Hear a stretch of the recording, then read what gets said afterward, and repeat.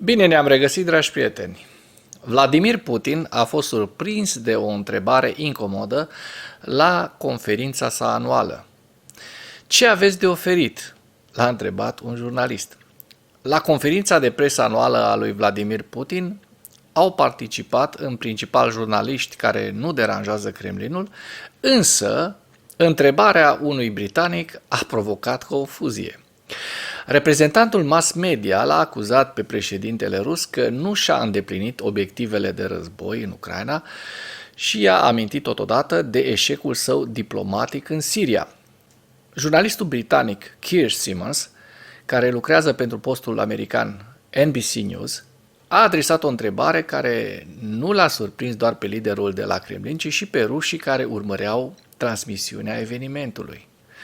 Ați eșuat să atingeți obiectivele operațiunii militare speciale, un număr mare de ruși au murit, inclusiv un general care a fost asasinat aici la Moscova în această săptămână, iar liderul Siriei pe care l-ați sprijinit a fost dat jos, a spus Simmons.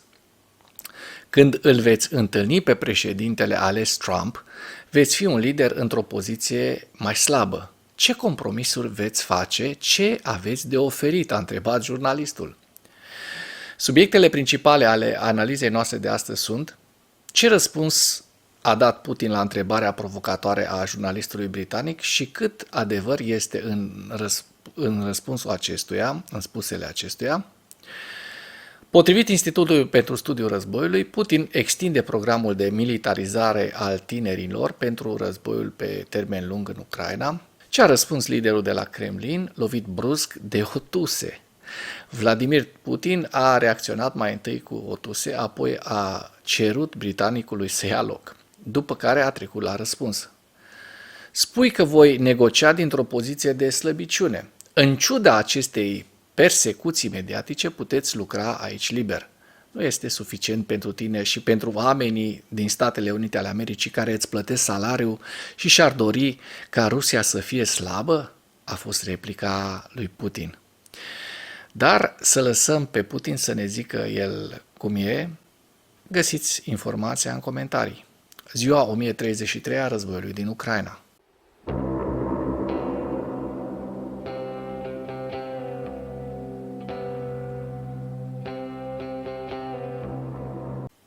Potrivit statului major al Forțelor Armate ale Ucrainei, în dimineața zilei de 22 decembrie 2024, pierderile totale în lupta ale Rusiei de la începutul invaziei neprovocate asupra Ucrainei se ridică la 774.100 de militari. În ultimele 24 de ore, Rusia a înregistrat pierderi semnificative pe frontul din Ucraina. Este a treia zi la rând cu pierderi imense de peste 1800 de militari și în ultimele 24 de ore Rusia a pierdut 1820 de militari, 15 tancuri, 29 de vehicule blindate de luptă și 32 de piese de artilerie. Analiștii Institutului pentru Studiul Războiului indică faptul că Kremlinul extinde programul de popularizare a serviciului militar în rândul tinerilor, inclusiv pe teritoriul ocupat al Ucrainei, cu scopul de a opera operațiuni militare pe termen lung în Ucraina și, posibil, în viitor, în conflictele armate cu țările occidentale. Raportul notează că conducătorul rus Vladimir Putin continuă să extindă rețeaua sa așa numitelor programe de educație militară patriotică a tinerilor din Rusia și pe teritoriul ocupat al Ucrainei înainte de anul apărătorului patriei proclamat de Kremlin în 2025. Dacă până în acest moment ai găsit informații utile în material, contribuie cu un like și cu o distribuire a acestui videoclip pentru a ajunge la cât mai multă lume. Putin a aprobat o listă de 4 ordine pentru guvernul rus care includ ordine de 1. Crearea și dezvoltarea unei rețele de tabere sportive militare pentru popularizarea serviciului în armată în rândul tinerilor. 2.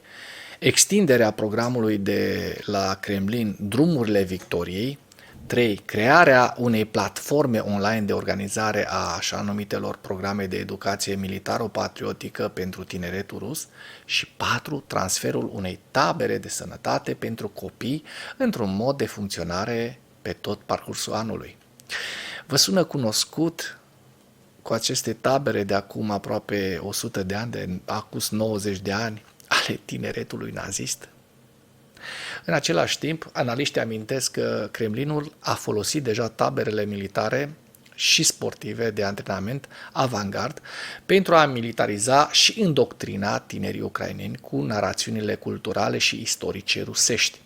Experții adaugă că Federația Rusă pare să-și extindă rețeaua acestor tabere și a celor similare în toată Rusia ca parte a eforturilor sale pe termen lung de a-și consolida forțele armate. De asemenea, Kremlinul se pregătește să extindă și să ridice statutul altor așa zise organizații de tineret militar patriotice, precum un Armia și mișcarea Primului, cu scopul de a militariza excesiv tineretul rusesc. În plus, folosește programul său Timpul Eroilor pentru a numi veterani ai războiului din Ucraina în diferite funcții guvernamentale și pentru a militariza societatea rusă în ansamblu. Dacă ăsta nu este nazism pur, ce este acest lucru, dragii mei, dragi simpatizanți al lui Putin? Iubiți simpatizanți al lui Putin. Putin a anunțat că Kremlinul va considera anul 2025 drept anul apărătorului patriei, indicând că intenționează să concentreze prioritățile politice și ideologice ale Rusiei pentru 2025 pe veteranii ruși și pe continuarea militarizării societății ruse. În ceea ce urmează, vă prezint un slide cu evoluția de ieri a celor mai importante fronturi din Ucraina și cu principalele știri din presa ucraineană.